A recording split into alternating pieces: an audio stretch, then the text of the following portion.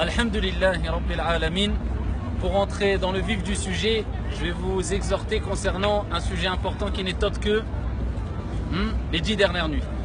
Donc le conseil que j'ai à vous donner, c'est ne te fais pas avoir. Vous savez très bien que le prophète alayhi salatu wassalam a dit dans un récit prophétique authentique une expression qui veut dire honte à lui. Il parle de qui?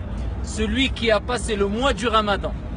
Et le mois du Ramadan est parti ou est sorti alors qu'il ne lui a pas été pardonné. Pourquoi honte à lui? Parce qu'Allah Azza wa Jalla nous donne d'énormes cadeaux pendant le mois du Ramadan.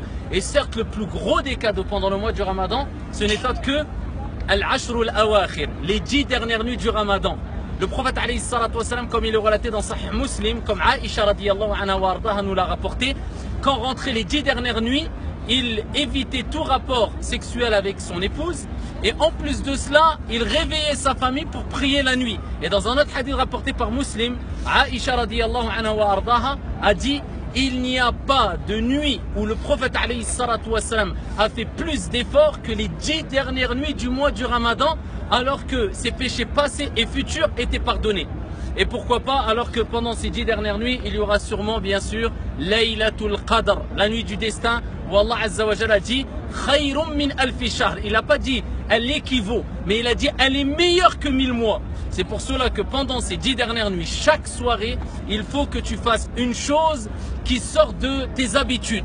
C'est-à-dire que tu fasses de cet acte d'adoration pendant ces 10 dernières nuits une habitude dont tu n'as pas l'habitude d'accomplir pendant les autres nuits.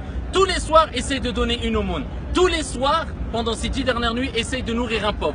Tous les soirs, essaye de prier le minimum, 2 unités de prière.